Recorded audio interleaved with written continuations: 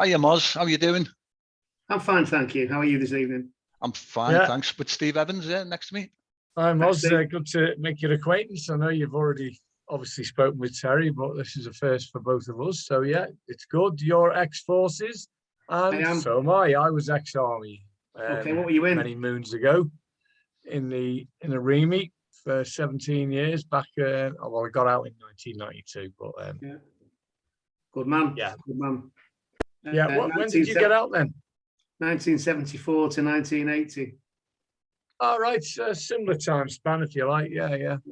I did 6 years and 3 days. 6 years, 3 days. I mean, well, I did 17 years, but same time as me you were in. So yeah. So you obviously sailed on a few good craft on the sea, did you? Or you weren't just based onshore?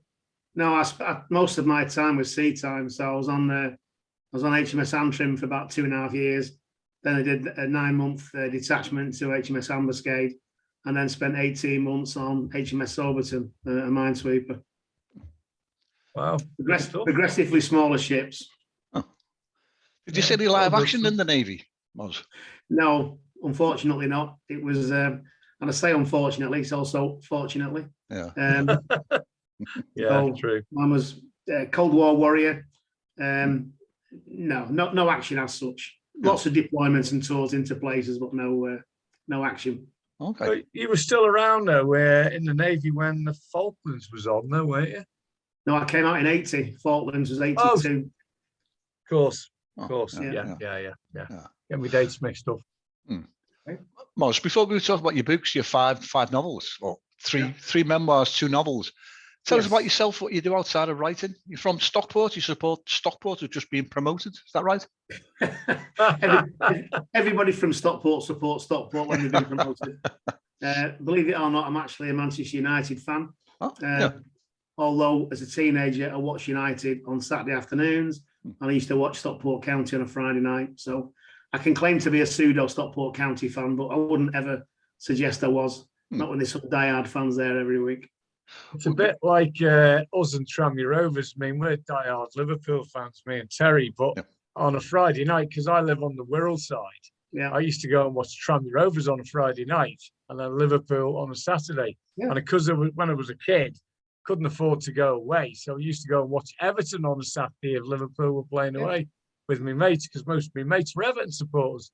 So, If you're a football fan, you're a football fan. And I watched, in fact, I watched City before I watched United. My best mate was a City fan.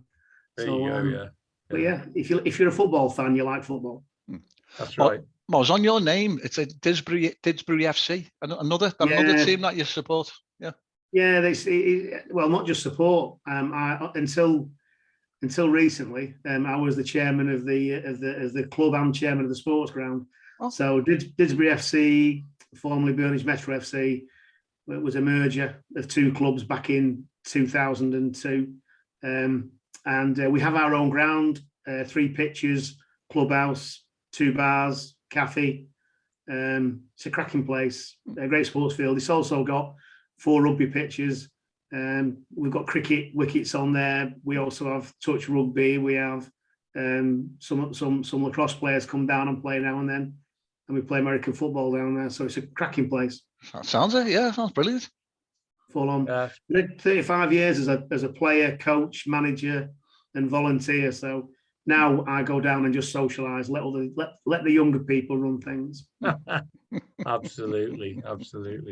Yeah. Right, you've published 5 books, and you tell some funny stories about troubled teenager and a rascal in the army and life in general. So come on, give us a bit of background about all that then. Right, so I've always told funny stories. I mean, I've been involved in some escapades since I was a young teenager, and I've always told funny stories. And 2 years ago, when we went into lockdown, a lot of friends of mine who know that I share funnies and humour asked me to do a daily funny. So I was doing a daily funny on Facebook. And I did that for several months. And all I was really doing was copying and pasting stuff that I'd had lying around for ages and things like that. And I thought I'd just throw a couple of my own funny stories in. And with, fun enough, I don't remember him, but he remembers me very well. And he said, "Oh, you should." After I'd told 2 or 3 stories, he just said, "If you'd write a book, I'd probably buy it." And it took me aback. And then it was another friend of mine who put me in contact with 2 of his buddies who'd both written books, and said, have a go. So I wanted to capture some of my stories in my words, things that happened to me, so that my children, my grandchildren, and any great grandchildren will know a little bit more of that daft, bald old bloke who told those silly stories, got drunk in the corner and fell asleep, because that's all I'll probably be by then. So I thought I'd tell some of the stories. And so I didn't do it in a chronological way. I had to start somewhere. So my first book starts off like I was a rascal in the Navy. I got into trouble quite a bit. So the book starts off with me under pun at a disciplinary, which kind of set the tone really for most of my time in the Navy. So I did leave it wasn't a distinguished career, but I left my mark. So when I started to write those, I also remembered some funny stuff of those innocent days when we were kids, and some not so innocent days when we were kids, and wrote them down. So I tended, the way I've written the books, I wrote them in kind of threads and themes. So there's some chronology to it, but mainly it's about themes. And then later on, I've captured stuff that includes our kids, my friends, and daft things that I've done. And that's how it was. So I wrote 2 books quite quickly, and expecting only for my family and maybe some friends to want to buy some books. And I thought, I'll do it through Kindle Direct Publishing. Maybe I'll sell 50 books, maybe I'll sell 100. And I sold 500 books in no time at all. Brilliant. And then people were reading the books and then giving me feedback saying, but you didn't include this story, and you didn't include that story. So I wrote a 3rd book, which captured some of those things that I'd missed out.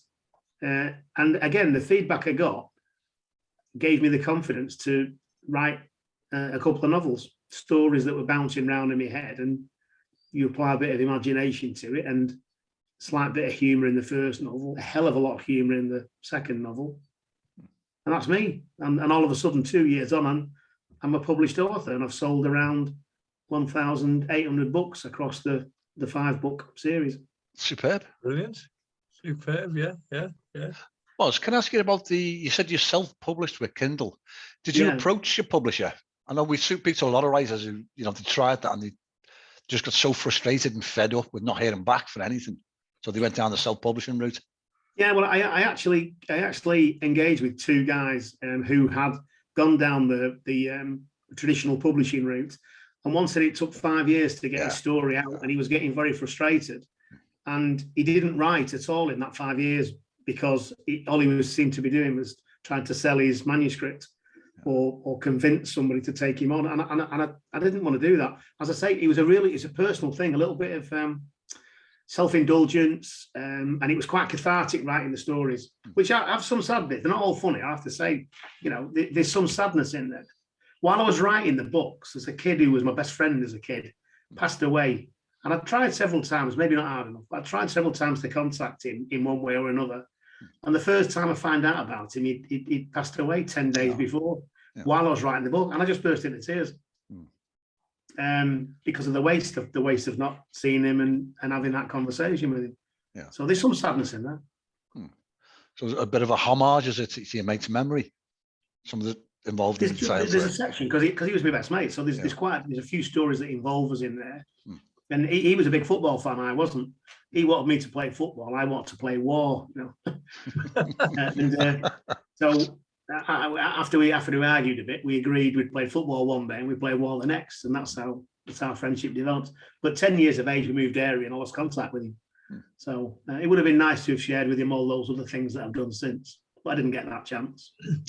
Yeah, just going back a bit to your Navy days, talking about war and that. I know you didn't. You weren't in active service, but did you find, because through my own experiences here now, this is why I'm asking this question, did you find traditional boozing played a part in your escapades in the Navy? The old beer? I started drinking when I was 13 in pubs. Oh, right. I actually had my 14th birthday in a pub.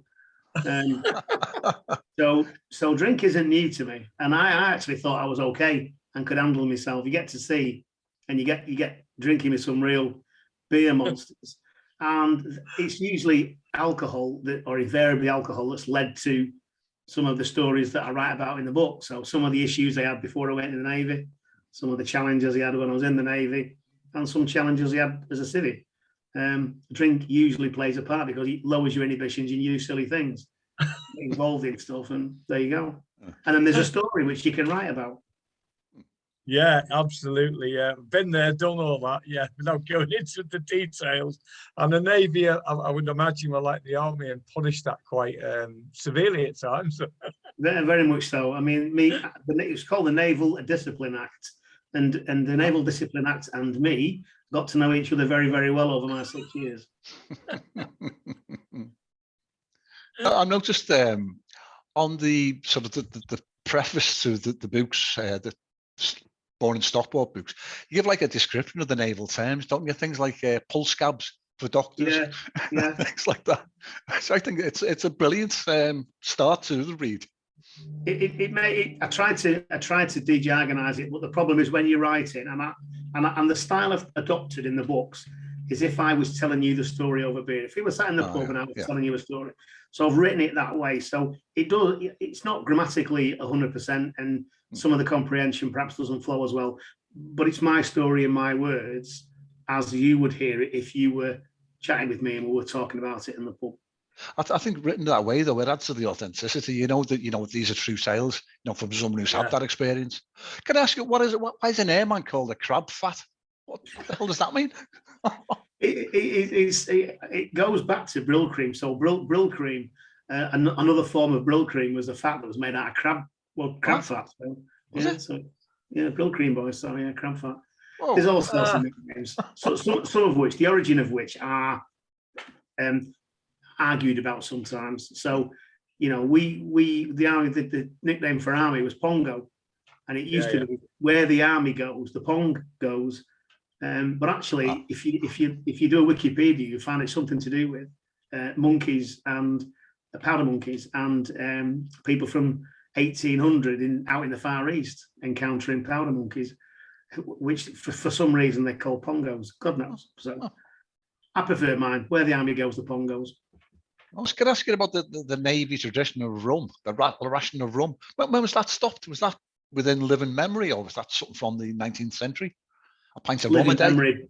Yeah, living memory, but before my time. So it was 1970. Okay. And there's something known as Black Top Day. So it's when the tot ended.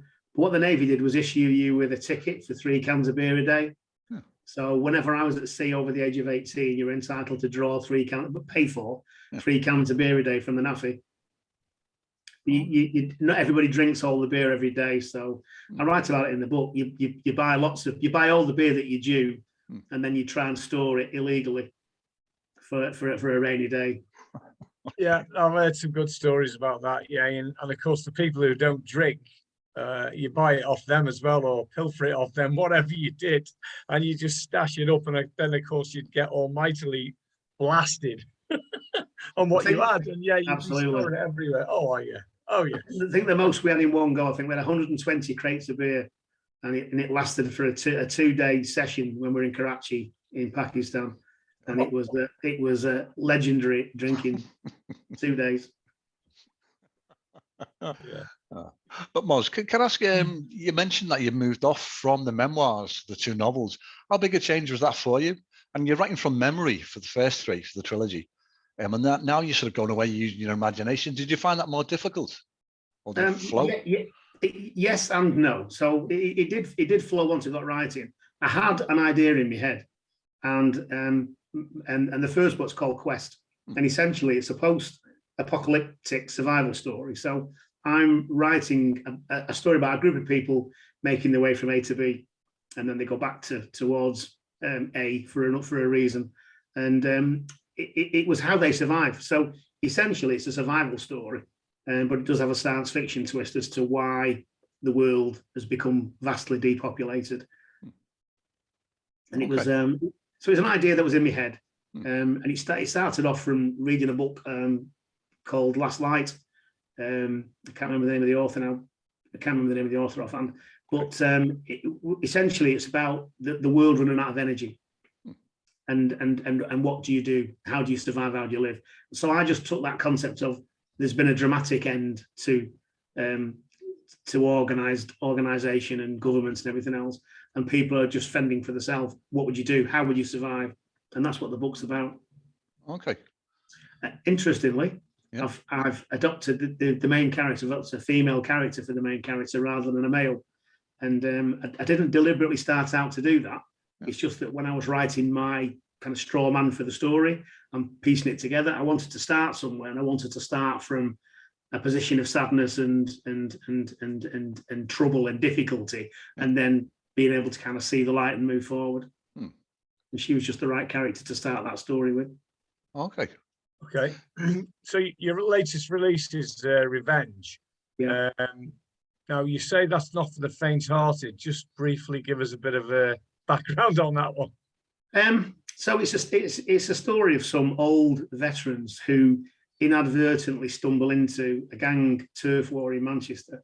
So they decide to do something, and they're not without skills. I have to say that, but you determine that as you're reading it through. But what they don't bargain on is the revenge that people are taking against each other. They need revenge, and others need revenge. So it becomes a quite a fast-moving story. It's set over a 7-day period from flash to bang. It's kind of all over in 7 days, although there's an epilogue to it. A brief epilogue just lets you tidy some things up. But it's not for the faint-hearted because of the language involved, of the definitions and descriptions. And if you're looking at it from a gangster perspective, it's just some of the interracial challenges, for instance, and such like. You have to write it in a graphic way. You can't beat about the bush. So I've had to write it, from that perspective. That's why it's not for the faint-hearted. Also, there's some quite brutal scenes in there, and there's also some quite wicked stuff in there. So, okay, yeah, thrown in with that a bit of comedy, so that'll make it a really great book, I should imagine. It's got this very dark comedy. It's got comedy running all the way through it, and there's a particular chapter that's my favourite, and it's I don't know if anybody else has written a comedy set in a crematorium, but I think I've captured it reasonably well. Yeah. Okay. Sounds intriguing. It made me laugh while I was reading it, so that was my litmus test. Yeah. I was looking at Revenge today, Moz. I've seen you again. You put like a preface to it, haven't you? The names of the main characters and a map of Manchester. Yeah. Which I think it's really useful. It's important because it's because of the gangs involved and because of the political activity that's undercurrent to it. I needed to be able to identify. So as you're reading, you have to recognise that you're going to be dealing with several different groups of people who interact or don't interact as the story moves forward. So I felt it right to do a list of characters, key characters, and put that map, because not everybody is from Manchester. Not everybody would know some of those areas. Yeah. What's your writing routine then? Obviously, everyone has a different method. Do you sit down for a certain period of a day or a night or a day, and do you take a notepad with you and make notes? Or how do you go about writing generally? Different things. So I could be walking the dog. I could be sat in a pub. I could be talking with family and friends, and an idea of something will pass my mind. And so I actually use notes, or I use an email on my phone and send myself some bullet points of things to write about. Works generally well most times, or occasionally I can't work out why I sent myself an email the night before when I was sat in the pub. It's got one word in it and thinking, what does that mean? So I kind of start off with some ideas and then I flesh them out. So my straw man is I use bullet points, and I use a spreadsheet as a project plan. So I run it from left to right. So I'll give myself some control of chronology and characters, key character names, and then I generally print that out. So when I say it's a spreadsheet, it's kind of 10 A4 sheets of paper that I'll stick over on the wall, and that will help me. It just becomes my framework.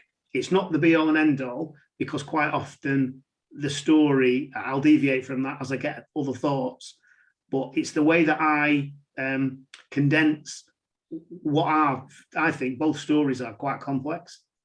So I think it's a good challenge for the reader, insofar as there's a lot going on and there's a lot of characters, but it comes together. What Moz, where's your biggest market? The people who buy your books? Is it the UK? Is it you selling in America? I know you've got some great reviews on Amazon. I've got mainly UK, but I have generated sales in Canada and the United States, some sales in Australia, and then I've had a smattering of odd places. So in some cases, I can account for friends in my network. Maybe one lives in Spain, two live in Spain. One I know's bought the book. 2 friends live in Australia. I know both of those have bought books, but I've sold 20 books in Australia, so I don't know that many people would buy my books. So whether they're buying the books off review or whether they're buying the books off just what they see, I do most of my selling on Twitter, more my marketing on Twitter. Okay. Should I say? I was going to ask that, which is the best social media platform? Sorry, Steve. Yeah, no, I was going to say the same thing. Funnily enough, I was going to ask where do you do your most marketing, but you've just answered it by saying it's Twitter. It's Twitter. Do you use obviously you go through Amazon for book sales as well, do you? Yeah. So Amazon contacted me in the summer last year and asked if I would be prepared to put my first book of memoirs on Amazon Prime for 3 months. And for that 3 months, any sales it generates, I don't get paid, but I get paid a sum. So they paid me £200 for the 3-month period. But what I did see it generate was sales of book 2 and book 3. So there was a lot of pictures. So the sales of book 1 remained relatively static, but then book 2 and book 3, especially as I got towards Christmas and January, there was increased sales. And certainly I've found recently as well that people are buying book 1 and then want to read more about those memoirs. And so they do buy books 2 and 3. I have paid for a little bit of marketing for Quest, but I haven't paid for any marketing yet for Revenge. And I want to say pay for marketing. It's somebody who supports independent writers, and he is a North American based one-man band business. But Moz, can I ask you who puts like a second pair of eyes on your finished work? Who does the edits with you? Do you have a beta reader, or do you get somebody that you know, or you're paying for that? So I'll work backwards. So from Revenge, I asked some friends if they would be prepared to be characters. It's easier to write about a character whom you know and some of their idiosyncrasies and characteristics, although slightly expanded for their roles in Revenge. I don't know that many killers, assassins, and sniper. Well, not that I can tell you about anyway.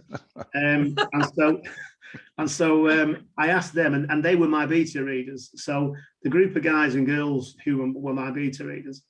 I also used an excellent editor for Quest and Revenge called Catherine Hall. Catherine's a Wigan girl by birth, but lives in north of Leeds now. And she's very down to earth, very candid, and very direct. Now, for some people, that style might not work, but for me, it worked a treat. And we had some very, very straight, candid conversations to get to where we did with both books. And she has a beta reader friend who also then did a final beta read after we'd done the edit. So I'm pleased with the way that process went. I didn't use an editor for my memoirs, and maybe I could have done or should have done, but I wanted, you mentioned it before, that word authentic. I wanted it to be me that came across in the books. And I'm a person with flaws. I'm no great shakes. I've got flaws, and so some of those flaws come out in the way that I tell the stories. So when you read yourself, what type of stuff do you read then? I should imagine you read comedy and I don't know. Tell me more. Varied. So at the moment, I'm reading a spy thriller from an independent author, and David Lewis, and it's called Collation Unit. Great book. Prior to that, I read a memoir from a lady in Australia whose pen name is Angela Bardot, and she wrote a very, very, very candid I wouldn't necessarily have bought the book, but we had a chat on Twitter, and she bought my book one, and I bought her book, just as a kind of pro quo. But having read it, it's one of those things where everybody should read it, because it was life after divorce from a female perspective, which isn't a book, as I say, I would have automatically selected on the bookshelf. But it was a great read, very, very candid and humorous, and it made me laugh quite a bit. What was her name again? Angela Bardot, Bardot. Bardot, got it. And her book is The Life and Times of Angela Bardot. Okay. All right. Prior to that, I read a really good psychological thriller from David Toft, an Irish author. He's got a great range of books, and it was The Endgame, and paranormal psychological thriller, which is, again, might not be my first choice. And prior to that, I read Pestilence by so Pestilence is as you can see, is a dystopian story of just that. Yeah. And that's Susie Curley, and that was a good read. And on my bookshelf now, I'm sat there, I've got kind of 5 books from traditional authors. So Lee Child is my favorite author. I like reading. Yeah, love the Jack Reacher stories. Like his writing style, because I think he throws blunt, isn't he? Yeah, gentle comedy. And I've also got some Cornwell books. So I like his historical fiction. Sharp, yeah. I've been reading. I've read the Warlord trilogy, which is about the old England, after the Romans and before the Saxons. And I found it superb. So much so I've read the 3 books twice over. Yeah. You got a dream about any of your books being used as on the big screen, or somebody turning one of them into a series, a Netflix program? Wouldn't that be great, or something like that? It would be. I have no idea how you'd get that in front of anybody that was making films. So I think it's a pipe dream. I'd love to do it, and I think the Memoirs could be quite a good story. I think Revenge would be a very exciting story for Netflix, as would Quest. So when I write, I visualize. So I visualize the scene completely. A lot of authors do the same. I visualize everything. I visualize the smell, the sound, the shape of the room, everything about it, and that's how I write. There are other people who will write far more eloquently than me. My writing style tends to be quite sharp, quite jagged, and certainly, punchy is a good description of the way I write. Yeah, probably quite brutal and to the point, and gritty, I would imagine. Yeah. But that works. Yeah, that works. Yeah. Maybe a couple of final questions from me anyway. Where can people get hold of your books? Is Amazon? Is that where the go-to place to buy your books? Yes, my books are available on Amazon. You can buy them in paper copy, hardcover, or ebooks on Kindle. They're all free. All my books are free on Kindle Unlimited, and I'm more than happy to direct people to that. Not everybody can buy books, and for £5 a month, I'm selling it for KDP, but for £5 a month, you can read as many books as you want on Kindle Unlimited. Yeah, oh, brilliant. Yeah, brilliant. So you've moved on from your memoirs, if you like, and you've gone into Revenge, which is, you've moved on, haven't you, and twisted it around with a bit of not sci-fi, but a bit of science fiction in it. Moved on from there. So where'd you go after this? What comes next, do you think? Or do you know? Have you got something in the pipeline? Yeah, so I've currently drafted 2 things out. So one, I've got another set of funny stories. So it's additional memoirs, things that didn't fit the first 3 books, things that have happened in the last 2 years. So there's some of those stories and other things that I forgot about, which have come back. So I've sent myself some notes and I've started to pad those out. And the other one is another dark comedy. But I haven't.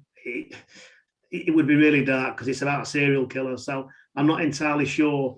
That might just come out as a horror story rather than a dark comedy thriller. But we'll see. Okay. Yeah. Still early days with that one then, but modify as you go along. Yeah. Moz, as I said, the time's caught up with us. It's been brilliant chatting with you. I really appreciate you giving us your time. Really enjoyed it. Thank you, and wish you all the best of luck with your podcast, and you get some views and reviews on YouTube. So brilliant, well done. Yeah, touch wood. Yeah, well, thanks. Yeah. Let's keep in touch anyway. Yeah, absolutely. All right. I'm on Twitter hourly. Okay. Seen that. Yeah. All right. Nice one. Cheers, Moz. Thanks for now. Thanks. Thank you. Ta-ra. Bye-bye. Bye.